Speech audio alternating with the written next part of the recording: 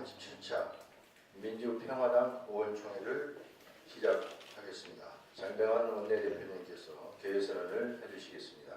30차 의원총회를 개회하겠습니다. 국회에 대한 격려 밝히겠습니다. 모두 일어나서 국기를 향해 서주시기 바랍니다.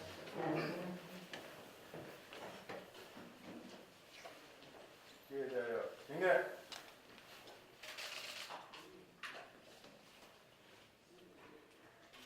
바로 모두 전해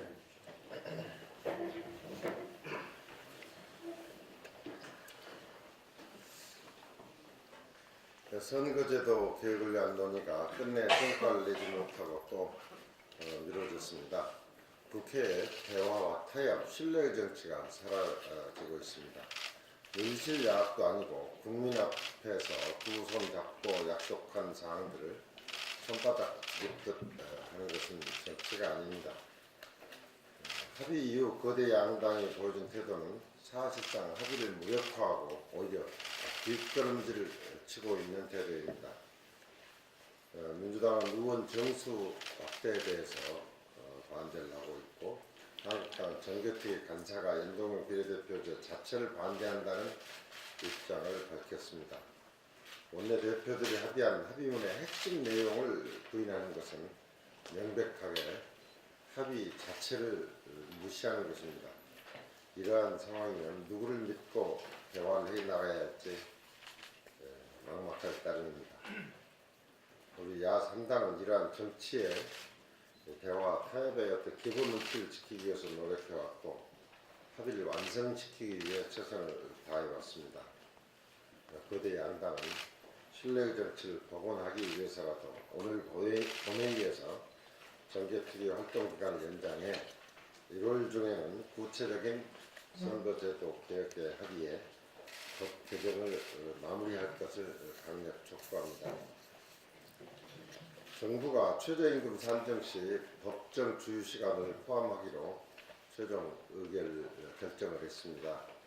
최저임금 계산에서 유급 휴무시간이 제외되어야 한다는 현장의 요구는 묵살되었습니다.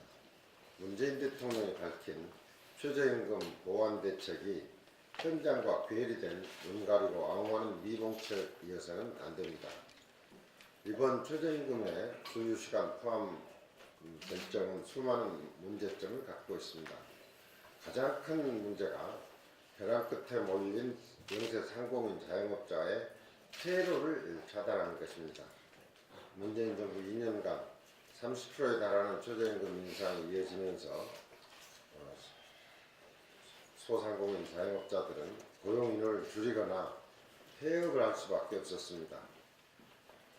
대기업은 상여금 조정 등으로 최저임금을 맞출 방법이라도 있다고 하지만 주휴시간에 직격탄을 맞는 것은 중소기업, 소상공인 자영업자가 되어버렸습니다.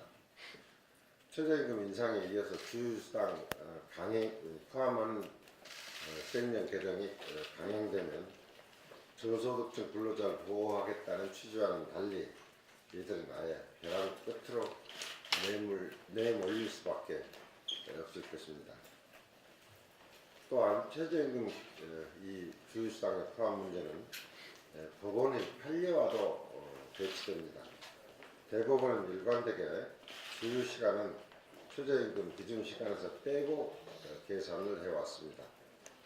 최저임금은 일한 시간만 포함되어야 한다는 그 원칙을 지켜온 것입니다.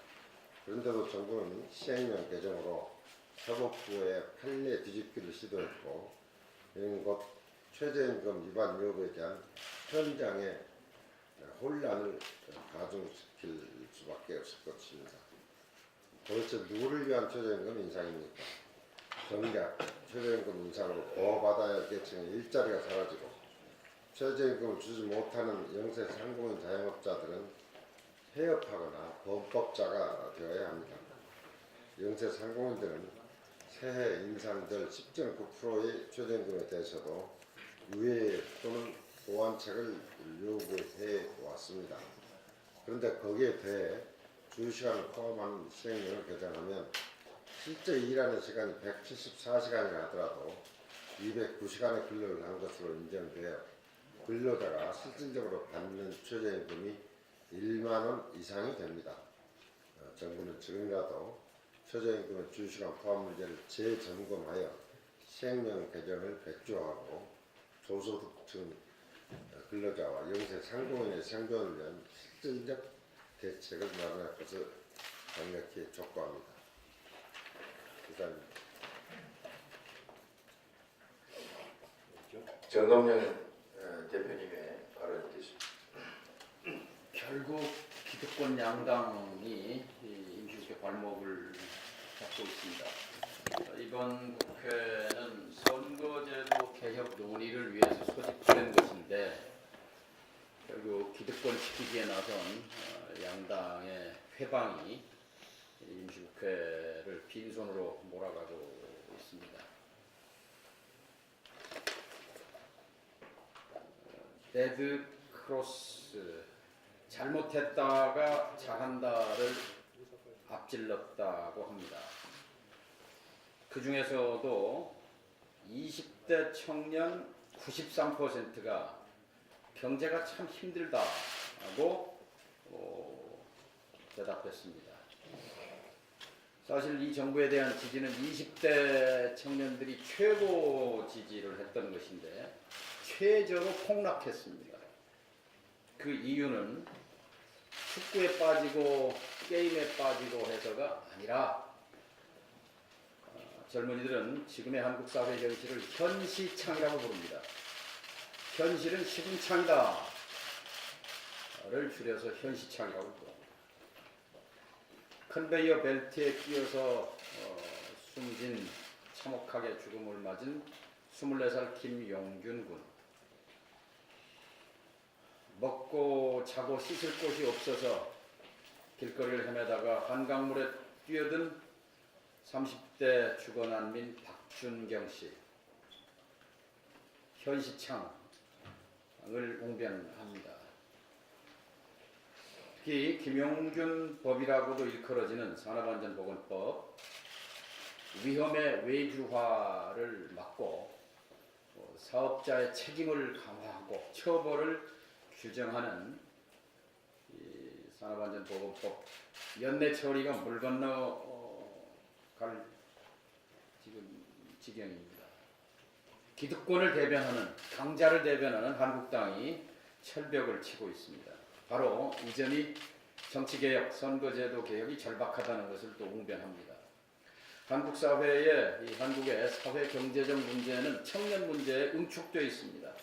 청년들 앞에 있는 일자리는 알바 아니면 비정규직 아니면 하청 노동자, 그리고 잠자고 먹고 씻을 독자적인 공간이 단 한 평도 없는 참혹한 주거 현실, 결혼도 출산도 보육도 엄두가 안 나는 현실, 학자금 대출금으로 빚쟁이로 시작하는 인생, 이 청년 문제를 이대로 방치하고 대한민국의 미래는 어렵습니다.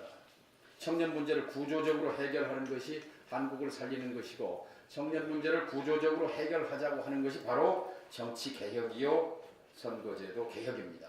청년들이 청년당을 만들어서 1,500만 명이나 되는 청년 유권자들이 봉기하면 국회를 점령할 수 있습니다. 그렇게 해서 청년들의 사회적 자유를 평등하게 누릴 수 있도록 만들어주는 것, 그것이 지금 시대에 정치가 해야 할 일이라고 생각합니다. 청년들과 함께 선거제도 개혁 운동을 펼쳐 나가겠습니다. 이상입니다. 윤영일 정치개혁장님의 발언이 있습니다. 청와대 특별감찰관 김태우 민간인 사찰 의혹 관련해서 한 말씀 드리겠습니다. 어제 검찰이 청와대 민간인 사찰 의혹 관련해서 민정수석실을 산하 감찰관을 압수수색을 했습니다. 김태우 검찰 수사관의 특감반 근무 시절 생산한 문건 및 청와대 PC 등을 확보를 했습니다. 오늘 대검찰청 감찰본부에서는 김태우 수사관 등에 대한 감찰 결과를 발표할 예정입니다. 조국 수석, 사법개혁에 대한 국민적 기대를 안고 있었던 분입니다. 그러나 많은 논란을 불러일으키기도 했죠. 이미지 정치에 매달린다. 그리고 능력과 실력은 보이지 못했다 하는 비난을 받아왔습니다. 조국 수석은 이번 사태에서 위법한 첩보는 일절 보고받지 못했다고 얘기를 하고 있습니다. 무릇 기관에는 기관장이 있고요. 그런 기관장은 책임자이고요. 권한이 있는 곳에 책임도 따라야 하는 법입니다. 이와 관련해서 청와대 대변인이나 박영철 반부패 직속 부합니다. 반부패 비서관까지 불법적인 첩보는 자체 폐기했고 조국 수석에게는 올리지도 않았다고 얘기를 하고 있습니다. 이런 상황이 되면 묻고 싶지 않을 수 없습니다. 부하가 박형철 박비서관 이인걸 특별감찰반장이 위법한 첩보에 대한 정결권자가 된다는 셈입니다. 책임자는 따로 있는데 의사결정권자는 조국 수석은 딴 일을 했다, 하지도 보고받지도 못했다 하는 얘기라고 하는 게 소위 불성설이다, 이런 말씀을 드리지 않을 수 없습니다. 거듭 말씀드리지만 권한 있는 곳에 책임 있는 법인데 조국 수석인 책임 있는 그런 행동을 또 책임 있는 그런 결단을 내려주기를 축구합니다. 산업통상자원부에 분노를 전합니다. 산자부는 무고한 시민 70여 명의 건강과 한 기업의 이익을 바꿔치기 하였습니다. 광양 황금산단에 목줄기의 화력발전소를 인가해 준 것이 그것입니다. 지난 1년간 광양 시민들은 목줄기의 화력발전소의 입지를 몸으로 막아왔습니다. 본인은 또한 장관과 차관에게 반대 의사를 강하게 수차에 걸쳐서 전달해 왔습니다. 그럼에도 불구하고 산자부는 단 하나의 업체를 위하여 국민의 공공의 이익을 묵살했습니다. 목줄기 화력발전소는 아시다시피 다량의 미세먼지를 배출합니다. 미세먼지는 폐에서 걸러지지 않고 바로 혈관으로 유입됩니다. 이것이 장기에 쌓여 암을 유발합니다. 세계보건기구는 그래서 미세먼지를 1군 발암물질로 지정하여 관리하고 있습니다. 지금 광양만권은 여수석유화학공단과 광양제철소 그리고 여수 순천 광양 하동에 입지한 8기의 화력발전소에서 엄청난 양의 미세먼지가 배출되고 있습니다. 그렇기 때문에 전국에서 가장 오염이 심한 대기질을 보이고 있습니다. 여기에 막대한 미세먼지를 배출하는 화력발전소를 추가로 건설하는 것은 살인행위나 다름없습니다. 이러한 사정을 누구보다 잘 알고 있는 산자부가 폭거를 자행한 이유를 파헤쳐야 합니다. 산자부는 지속적으로 기업을 비호해왔습니다.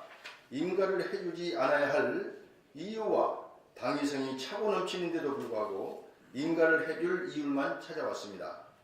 국회의원과 시장, 시의회 그리고 시민들이 반대하는 화력발전소를 기어이 인가해준 산자부가 과연 국민을 위한 정부가 맞습니까?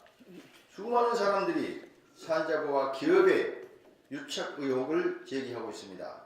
감사원은 이 의혹을 낱낱이 밝혀야 합니다. 광양시를 비롯하여 순천시, 여수시의 시민들은 산자부의 참으로 의심스러운 행위를 결코 용납하지 않을 것입니다.